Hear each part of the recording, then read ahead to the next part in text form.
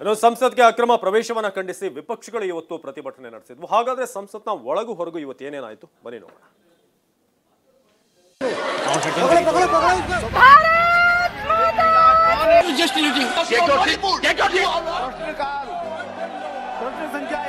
ಲೋಕಸಭೆಯ ಅತಿದೊಡ್ಡ ಭದ್ರತಾ ಲೋಪದ ವಿಚಾರವಾಗಿ ಕಾಂಗ್ರೆಸ್ ಮತ್ತು ಬಿಜೆಪಿ ನಡುವಿನ ಸಮರ ತಾರಕಕ್ಕೇರಿದೆ.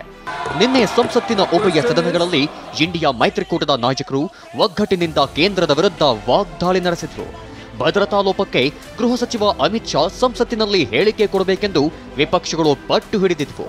ಇದರಿಂದ ಉಭಯ ಸದನಗಳಲ್ಲಿ ಕೋಲಾಹಲ ಎದ್ದು ರಾಜ್ಯಸಭೆ ಮತ್ತು ಲೋಕಸಭೆ ಕಲಾಪ ಬಲಿಯಾಗಿದ್ವು.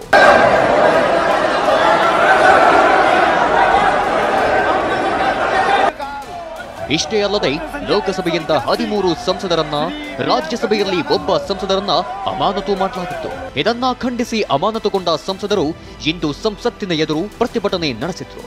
ಸಂಸತ್ತಿನ ಪ್ರವೇಶ ದ್ವಾರದಲ್ಲಿ ಕೂತು ಘೋಷಣೆ ಕೂಗಿದ್ರು.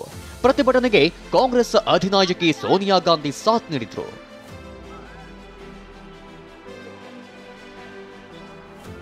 ಇನ್ನು ಲೋಕಸಭೆಯಲ್ಲಿ ಕಾಂಗ್ರೆಸ್ ನಾಯಕ ಅಧೀರ್ ರಂಜನ್ ಚೌಧರಿ ನೇತೃತ್ವದಲ್ಲಿ ಇಂಡಿಯಾ ಮೈತ್ರಿಕೂಟದ ನಾಯಕರು ಸಂಸತ್ತಿನ ಗಾಂಧಿ ಪ್ರತಿಮೆ ಎದುರು ಪ್ರತಿಭಟನೆ ಮಾಡಿದ್ರು. ಕೇಂದ್ರದ ವಿರುದ್ಧ ಘೋಷಣೆ ಕೂಗಿದ್ರು.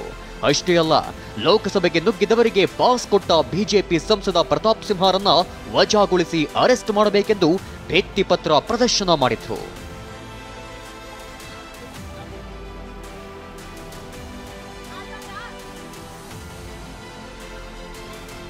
ಈ ಮಧ್ಯೆ ಎಐಸಿಸಿ ಅಧ್ಯಕ್ಷ ಮಲ್ಲಿಕಾರ್ಜುನ ಖರ್ಗೆ ಟ್ವೀಟ್ ಮೂಲಕ ಕೇಂದ್ರದ ವಿರುದ್ಧ ಕಿಡಿಕಾರಿದ್ದಾರೆ.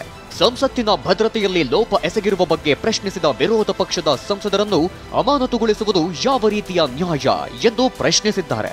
ಅಮಿತ್ ಶಾ ಟಿವಿಯಲ್ಲಿ ಕೂತು ಸಂದರ್ಶನ ಕೊಡ್ತಾರೆ, ಆದರೆ ಸಂಸತ್ತಿಗೆ ಬಂದು ಹೇಳಿಕೆ ನೀಡಲು ಸಾಧ್ಯವಿಲ್ವೇ ಅಂತ ಪ್ರಶ್ನಿಸಿದ್ದಾರೆ.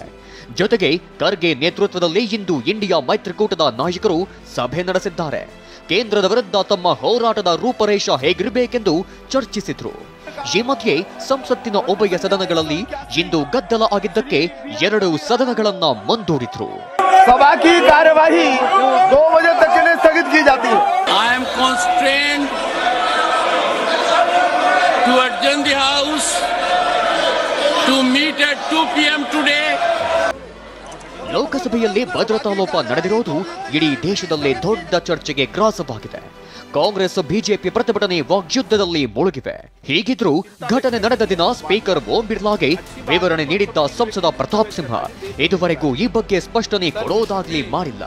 ಹೀಗಾಗಿ ಬಿಜೆಪಿ ಹೈಕಮಾಂಡೇ ಪ್ರತಾಪ್ ಸಿಂಹಗೆ ಎಲ್ಲೋ ಕಾಣಿಸಿಕೊಳ್ಳದಂತೆ, ಮಾತನಾಡದಂತೆ ಹೇಳಿದ್ಯಾ ಅನ್ನೋ ಪ್ರಶ್ನೆ ಶುರುವಾಗಿದೆ. ಇಷ್ಟೆಲ್ಲ ಬೆಳವಣಿಗೆಗಳ ನಡುವೆ ಸಂಸದ ಪ್ರತಾಪ್ ಸಿಂಹ ವಿರುದ್ಧ ಮೈಸೂರಿನಲ್ಲಿ ರಾಜ್ಯ ಹಿಂದುಳಿದ ವರ್ಗಗಳ ಜಾಗೃತ ವೇದಿಕೆ ಪ್ರತಿಭಟನೆ ನಡೆಸಿತು. ಪ್ರತಾಪ್ ಸಿಂಹರ ಒಂದು ಕೈಯಲ್ಲಿ ಬಾಂಬ್, ಇನ್ನೊಂದು ಕೈಯಲ್ಲಿ ಬಾಸ್ ಹಿಡಿದ ಫೋಟೋ ಹಾಕಿ ಪ್ರತಾಪ್ ಸಿಂಹರನ್ನ ವಜಾಗೊಳಿಸುವಂತೆ ಸಹಿ ಸಂಗ್ರಹ ಅಭಿಯಾನ ಮಾಡಲಾಯಿತು. ವಿಷಯ ತಿಳಿದು ಸ್ಥಳಕ್ಕೆ ಪೊಲೀಸರು ದೌಡಾಗಿಸಿದ್ರು. ಈ ವೇಳೆ ಪೊಲೀಸರು ಹಾಗೂ ಜಾಗೃತ ವೇದಿಕೆ ಸದಸ್ಯರ ನಡುವೆ ವಾಗ್ವಾದ ನಡೆಯಿತು. ವಿರೋಧದ ನಡುವೆಯೂ ಪಾಲಿಕೆ ಸಿಬ್ಬಂದಿ ಫ್ಲೆಕ್ಸ್ ತೆರವು ಮಾಡಿದ್ರು. ಇನ್ನು ಫ್ಲೆಕ್ಸ್ ಹಾಕಿದವರ ವಿರುದ್ಧ ಬಿಜೆಪಿ ಮುಖಂಡ ಆನಂದ್ ದೂರು ನೀಡಿದ್ದಾರೆ. ಮತ್ತೊಂದು ಕಡೆ ಆರೋಪಿ ಮನೋರಂಜನ್ ಮನೆಗೆ ಪೊಲೀಸರು ಭದ್ರತೆ ಮುಂದುವರೆಸಿದ್ದಾರೆ. ಇಂದು ವಿಜಯನಗರದಲ್ಲಿನ ಮನೋರಂಜನ್ ಮನೆಗೆ ಭೇಟಿ ನೀಡಿದ ಕೇಂದ್ರ ಗುಪ್ತಚರ ಇಲಾಖೆ ಪೋಷಕರಿಂದ ಪುತ್ರನ ಬಗ್ಗೆ ಮತ್ತಷ್ಟು ಮಾಹಿತಿ ಪಡೆದುಕೊಂಡ್ರು. ಬಳಿಕ ಆತನ ಕೊಠಡಿ ಸೀಜ್ ಮಾಡಿದ್ದಾರೆ. ಮತ್ತೊಂದು ವಿಷಯ ಏನಂದ್ರೆ, ಬಂಧಿತ ಎಲ್ಲ ಆರೋಪಿಗಳನ್ನ ಆಯಾ ರಾಜ್ಯಕ್ಕೆ ಕರೆದೊಯ್ಯೋಕೆ ಪೊಲೀಸರು ಸಿದ್ಧತೆ ಮಾಡಿದ್ದಾರೆ. ಮನೋರಂಜನ್ ಅನ್ನು ಬೆಂಗಳೂರಿಗೆ ಶಿಫ್ಟ್ ಮಾಡುವ ಸಾಧ್ಯತೆ ಇದೆ. ಇನ್ನು ಇಡೀ ಕೃತ್ಯಕ್ಕೆ ಮಾಸ್ಟರ್ ಮೈಂಡ್ ಅಂತ ಹೇಳಲಾಗ್ತಿರೋ ಲಲಿತ್ ಝಾ ತಾನಾಗಿ ಬಂದು ಪೊಲೀಸರಿಗೆ ಶರಣಾಗಿದ್ದಾನೆ. ಮತ್ತೊಂದು ಕಡೆ ಲಲಿತ್ ಝಾ ಟಿಎಂಸಿ ಶಾಸಕನ ಜೊತೆಗಿರುವ ಫೋಟೋಗಳನ್ನ ಬಿಜೆಪಿ ವೈರಲ್ ಮಾಡಿದೆ. ಶಾಸಕ ತಪಸ್ ರಾಯ್, ಸೌಮ್ಯ ಭಕ್ಷಿ ಜೊತೆಗೆ ಲಲಿತ್ ಝಾ ಫೋಟೋಗಳನ್ನ ವೈರಲ್ ಮಾಡಿದೆ. ಸದ್ಯ ಪ್ರಕರಣ ಸಂಬಂಧ 6 ಆರೋಪಿಗಳು ಅಲ್ಲದೆ ಮತ್ತಿಬ್ಬರು ಮಹೇಶ್, ಕೈಲಾಶ್ ಅನ್ನೋರನ್ನ ಪೊಲೀಸರು ವಶಕ್ಕೆ ಪಡೆದು ವಿಚಾರಣೆ ನಡೆಸುತ್ತಿದ್ದಾರೆ. ಮತ್ತೊಂದು ಕಡೆ ಆರೋಪಿಗಳ ವಿಚಾರವಾಗಿ ಒಂದೊಂದೇ ಸತ್ಯಗಳು ಹೊರಬರುತ್ತಿದ್ದು ಮತ್ತಷ್ಟು ರಹಸ್ಯಗಳು ಹೊರಬರುವ ಸಾಧ್ಯತೆ ಇದೆ. Bureau report, ಟಿವಿ9.